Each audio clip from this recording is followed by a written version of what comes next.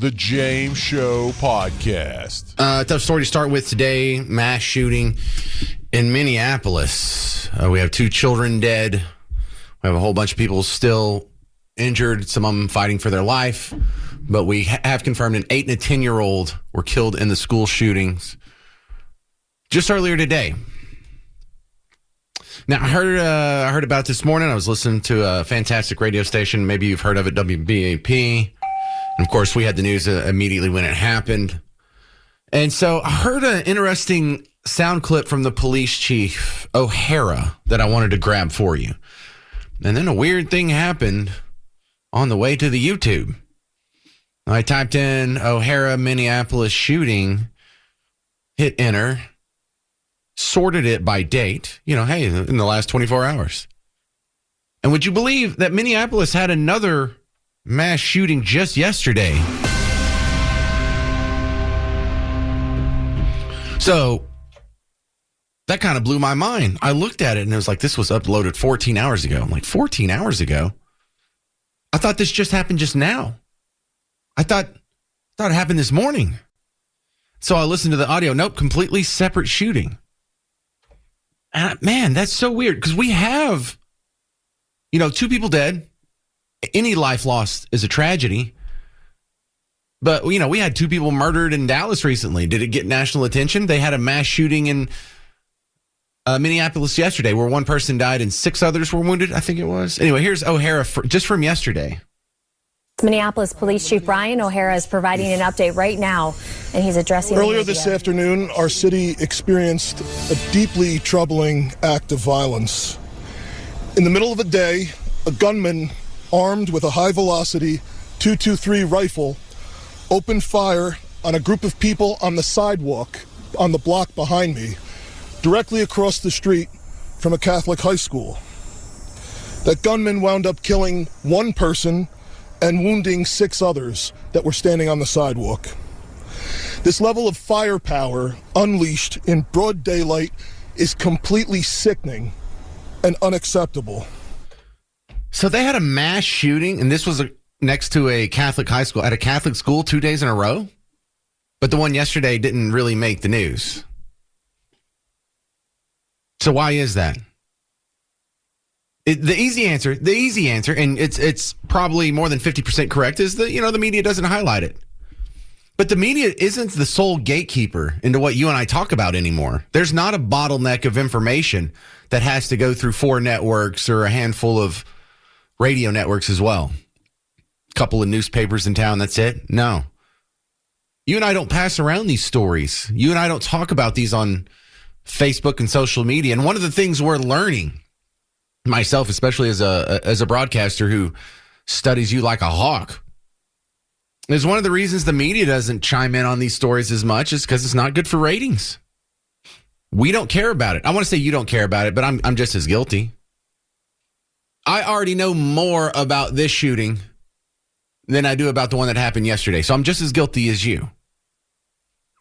But, when we start asking the question, why do we care about some shootings more than others? Why do we care about when 2 people died in this instance, but not when 2 people died in our own backyard this week?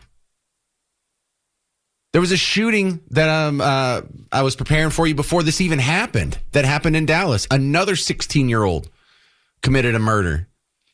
That's 3 16-year-olds, well, 2 16-year-olds and a 15-year-old who have committed murder in the last month. Well, they haven't gone through their full trial, allegedly committed murder, thank you very much, in the last month. Never makes national news. However, this one does. Now, I can tell you why me personally am more interested in this in a way that the media isn't. It's because this isn't being portrayed correctly. This was a deliberate attack on Christian children. The Christianity was not just a happenstance detail here. It was part of the allure for the psychopathic murderer. It was driven, in part at least, by an antipathy toward Christians, dare I say, a bigotry. So this is a hate crime. This is a hate crime in which a person who is clearly under the umbrella of Team Blue goes and murders the children of people who are clearly under the umbrella of Team Red. Now, if we actually look at this from the correct angle, and I don't expect MSNBC to do it, I don't expect CNN to do it, I don't expect any TV stations anywhere to do it. But this is what a handful of talk radio show hosts will do. We'll have the real conversation. There's going to be a bunch of guys that float through your social media feed that'll want to have the real conversation. But I wish they would, because we're always told we need to have a national conversation about guns. We need to have a national conversation about racism. We need to have a national conversation about, I don't know, the gender pay gap or all these. No, we need to have an honest conversation about anti-Christian murder sprees. A lot of people are already making the connection here. Well, if this guy was trans, that fits the pattern of what happened at the Nashville Catholic school when a trans person went and shot that one up. Yes, don't forget about the trans person that went and shot up the Joel Osteen church, even though they didn't get to kill anybody. There was the attempt there. How many churches have to be shot up by anti-Christian bigots before we have to have this conversation? We going to have a rally about that? You going to have it? Because I've seen rallies here almost every other weekend down here by my work in downtown Dallas. They'll come out one week and they'll fly the Ukrainian flag. And they'll come out another week and they'll fly the Mexican flag. And they'll come out and fly the Iranian flag. They'll just fly the rainbow flag. All these other causes. Except for when Christians are repeatedly targeted and murdered in your own backyard. Any concern about that injustice? No, those lives don't matter.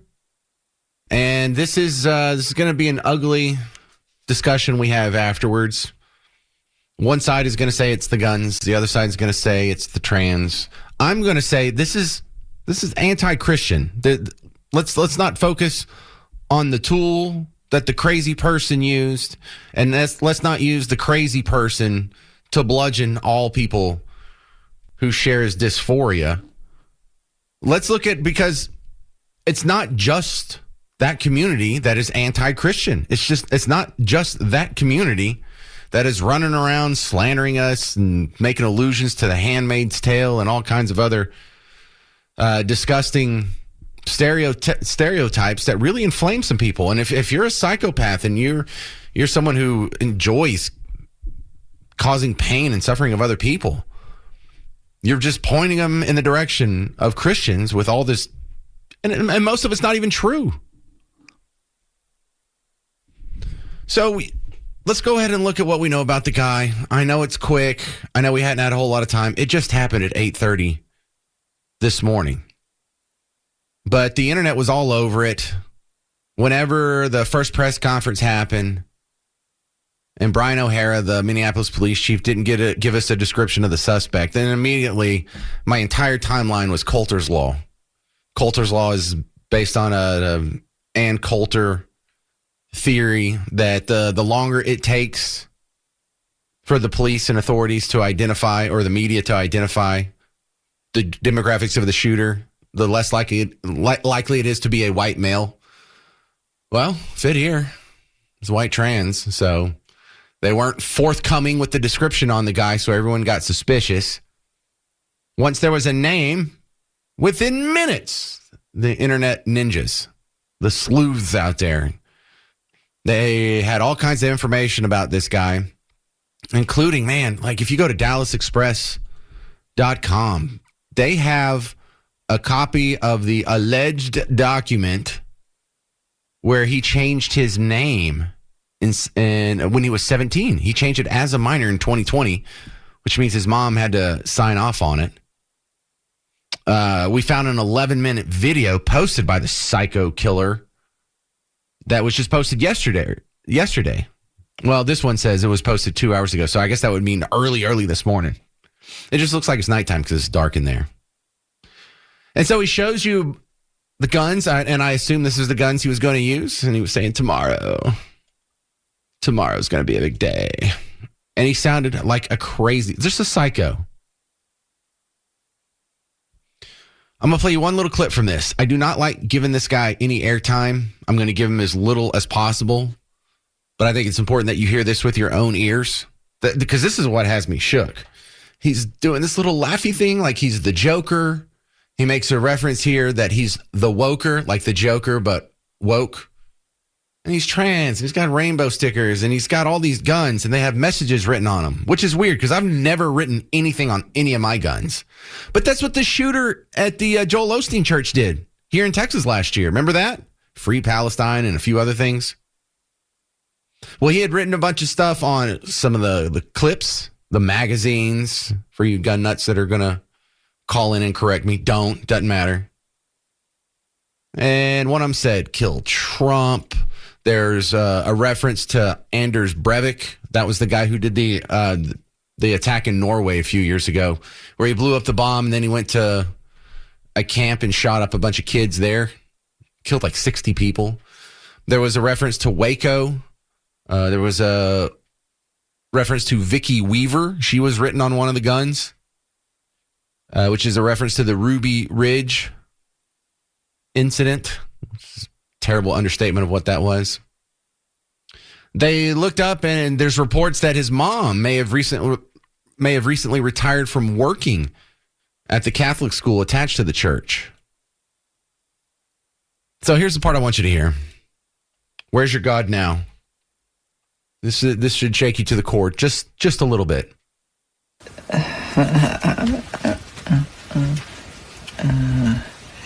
I'm the woker, baby. Why so curious?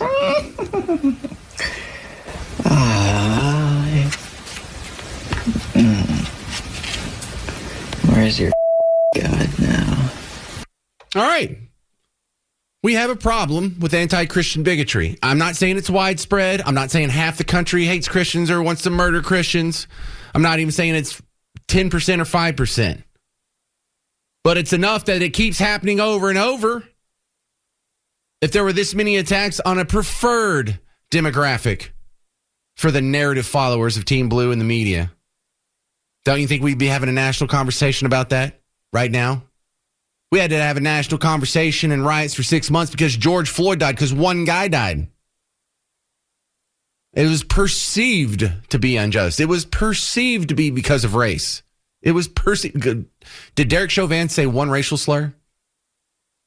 Did anyone make any reference to race during that entire George Floyd process? No. But that was racist enough that we got 6 months of protest out of that. They had to go burn down buildings every weekend like it was a hobby, like it was pickleball. When are we going to have a conversation about this? Because you were told a year ago, not even a year ago, when Donald Trump won, that something was just magically transforming in this place. This place was going to be no longer safe for women, for LGBT, for trans, for Muslims, for immigrants, for all kinds of things. Now that we fast forwarded and we are 9-10 months after the election into this experiment, what has been your observation? Has there been Christians shooting at trans events, or has there been trans shooting at Christian events? Has there been Christians shooting at any of these other demographics? Do they go to black events and shoot them up? Is anyone in a red hat, in a MAGA hat, done a shooting yet?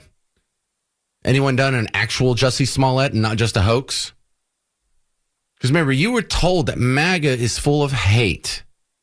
You were told that MAGA is dangerous. You were told that the greatest threat, terror threat, is domestic violence, probably from right-wingers. But what's the real world told you since then? Where's all the violence been going? One direction. And it ain't coming from Christians, and it ain't coming from MAGA. We're just sitting here getting shot up. Then I got to turn on the TV, and we're still going to get slandered tomorrow.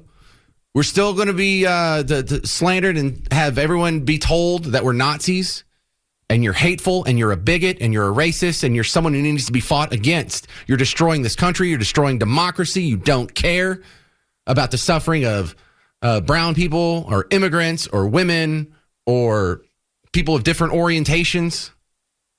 They're still not stopping these lies about you're getting shot up and you're getting murdered on a regular basis because of these slanders, and you're still not standing up and making them stop. Stand up. If you go try and Google information about this or Look it up. I went to CNN just now, and their top story on this doesn't have the word trans in it. Went to MSNBC.com. Their top story on this doesn't have the word trans in it. So the cover-up is on. And they're also covering up the anti-Christian motivations of this guy. And there's a reason he chose this target. And part of it was driven by antipathy toward Christians. And on one side, you're saying, hey, look, there's a Catholic school shooting. But if you go, like, say, school shootings, or even, actually, I typed in church shootings, and you know what popped up? The first thing that popped up was the story from this AP article that's like, man, we sure do have a problem with people hating on schools. No, not just hating on schools. Well, this is another one in a long line of school shootings. No. This is an anti-Christian shooting. You can either look at the target or you can look at the person who pulled the trigger and notice a pattern there. It's not just the school. This doesn't match the pattern of the shooting that happened in Wilmer Hutchins' school. What was that, earlier this year? Or I guess you could say, or last year. That's not what we're talking about. That's not what we're dealing with. This wasn't gang violence that spilled over into the hallways. This was a psychopath who had been ginned up to hate Christians so much, and right-wingers so much, and Trumpists so much, that he found it quite enjoyable to end his life going out in a flurry of bullets and trying to kill as many of your children as possible, Team Red. So, yeah, is that what you see, AP? Another school shooting? Because some other people are throwing out the list here, and they're saying trans. Now, I'm hesitant on the trans thing, and a lot of this is from personal experience. I used to do a show. I co-hosted a radio show with a trans conservative talk show host. Yes, such things exist. In fact, there's a few of them. There's a few people who are just outspoken conservatives. Some of them are more libertarian than conservative, but still well under the umbrella of Team Red. They're not the ones that are shooting up churches, though. It's just the lefty ones that have been ginned up to hate Christianity. So, no, I don't even think this is a problem within the trans community. This is a subset, maybe, of the trans community. They're all lefties. I recognize that. I'm not judging them by the color of their skin or their sundress. I'm judging them by the content of their character. And that's an even more accurate pattern. But we do know that it's anti-Christian. He said so himself. It was written on one of the magazines. And if that's not going to be addressed, then we're not having the real conversation about this, are we? 800-288-9227. This is Daniel in Cleburne. You're on WBAP. Hi, how you doing, James? That's a tough day. Not great. Yeah, I hear you. Yeah, I think we need more teachers armed. I think we need to arm the schools. I mean, we live in a different world now where people like to do these evil things. And I don't know the answer to solve it, but I know that would probably help if you know, arm the schools, arm the teachers. Veterans would probably be happy to help out. Like I said, I don't know the answers, but I think you're running up against this entire wall of indoctrination where there's just a big chunk of this country, and it's not a majority. It's just a very vocal minority, and they think guns are scary. They think once you've convinced someone guns are the problem, then they don't need to be teaching. They need to be there, helping to protect the schools. And if they're not capable of doing that, then they don't need to be there. Well, listen, I think we shouldn't tell teachers you need to be armed. I think we should just lay off. And for teachers who are comfortable doing it, for teachers who are gun enthusiasts or self-defense enthusiasts, allow them to do the societal good that happens when you have more good armed people. And you're absolutely right. 100%. All of these mass shootings, except for the Aurora, Colorado one, the one that happened at the theater, all of them stop when a good guy with the gun shows up, and either they take him out or the shooter takes himself out. The one that happened at the remember when the Batman movie, the guy went in and shot up the place. He ran out of bullets. Everyone ran out of the theater. He didn't even have a bullet off himself left. So he just waited by his car for the cops to show up. Other than that one, every single one of these ends as soon as the good guy with the gun gets there. So if we're going to live in a world where psychos exist, and that's a given, 2% of us are born psycho, then you're never going to get rid of this. You can only minimize it. And minimizing it is doing just what Daniel said. Thank you, sir. Yes, sir. Thank you, James. Governor Tim Walz giving an update on the shooting. You want to go to this live, just see what he's saying real quick? Let's check in with this.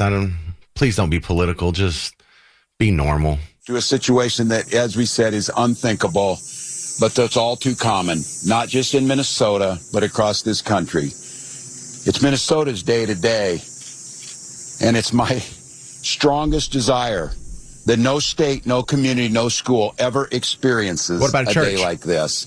So I ask the rest of the folks around the country who are watching, keep us in your thoughts and prayers, but also keep us in the thoughts for action. Keep us in the ideas that we can work together. And it's on these days like this, I think, and I hope we can hold on to it.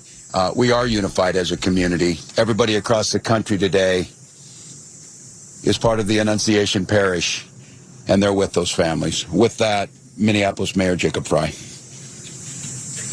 Well, this guy's going to tick you off, too. Thank you, Governor. Throughout the morning, we have seen this extraordinary Minneapolis family step up in thousands of different ways. People with strength, resilience, compassion, and love for the families that have been forever impacted by this heinous act.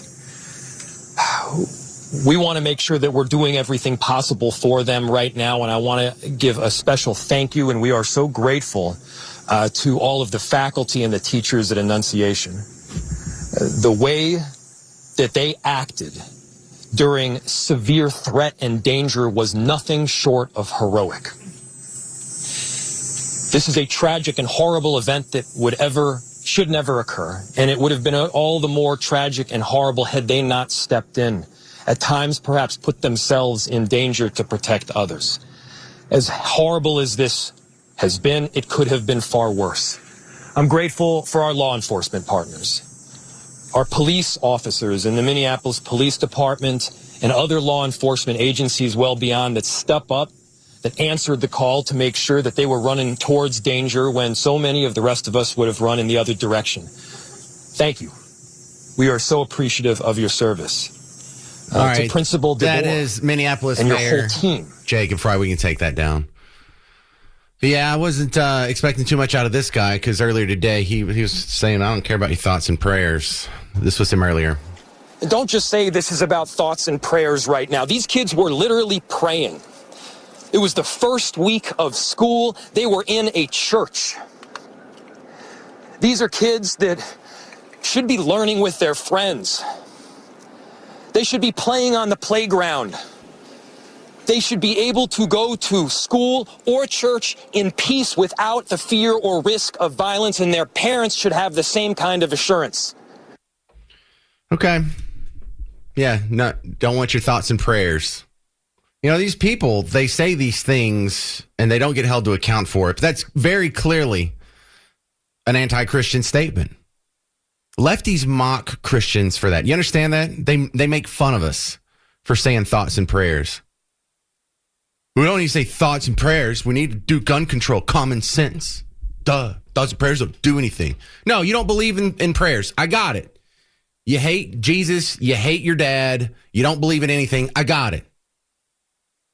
But your antipathy goes a little too far because this isn't a school shooting. This is a Christian shooting. There was nothing in his manifesto where he was ranting about the horrors of education. There's nothing that was written on any of his magazines or his guns that was anti-student. There was some anti-God. There was some anti-Christian. There was Kill Trump written on one of his magazines for his guns. But not, oh, boy, the school system, what a joke. Or, oh, I sure hate education. Sure hate schools. No, he wasn't driven by an antipathy toward schools. He was driven by an antipathy toward God and those who follow him. This kid was a demon. You understand? A demon. Someone who goes out and his sole purpose was to inflict as much pain and suffering on the followers of God, on those while they were worshiping God. He got off on that. This is not a school shooting. This is a Christian shooting. And Christians, you don't need to just lay down. I know Jesus said turn the other cheek, but you don't have to just let gunmen turn you into Swiss cheese in order to prove you're not a bad person. You don't have to stand up for this. You should say something about it. You should shout these people down. You should be more upset about this than the damn Cracker Barrel logo, which I was upset about the Cracker Barrel logo too. I get you. But that pales in comparison to how important this is. Are you just going to, is that what we're going to do? We're just going to lay back and let people shoot at us and not let anyone speak out or even identify the fact that we have a target on our back based on our religion? I thought these people were against such bigotry. No, not when it's against you. 800-288-9227. If you want to push back on that any. I'm not sure everyone agrees with me, but that's my initial reaction to this one. Earlier, you had Minnesota Governor Tim Walz saying he was briefed on the shooting right after it happened. And he at least, I'll give him credit. He said, I'm praying for our kids and teachers whose first week of school was marred by this horrific act of violence. Thank you. I don't have audio of that. He posted it on X, what we used to call Twitter. So it happened again. Donald Trump's been briefed on the situation. White House said they're monitoring the situation. I don't know if we're going to get a statement from President Trump on this. And I don't know if we should. You know, I think part of the reason why we do so poorly in the gun debate, in the court of public opinion, is because the narrative is so hyper-focused. Because, I don't want to minimize this, but these two kids that died, super important to those families. But the two kids that died here this week, super important to their families as well. Doesn't get national attention, though. Can we speculate why? I'm not sure, but I think it has something to do with, well, if we reported on all deaths equally, people would come to very different conclusions about what the problem and the origin of our problem is when it comes to violence in America. 800-288-9227. 800-288-9227. If Donald Trump does give a statement on it, we'll obviously break into that. I'm going to go back to monitoring some of these officials in this press conference during the news. I'll let you know if they say anything important coming up next. But we're also going to get into a couple other Trump-related topics today. And I'll keep an eye on this for the rest of the show. But 2 children dead, 17 injured, and a Minneapolis mass shooting at a Catholic school. More details next on The James Show. News Talk 820, 93.3 FM, WBAP. The James Show Podcast.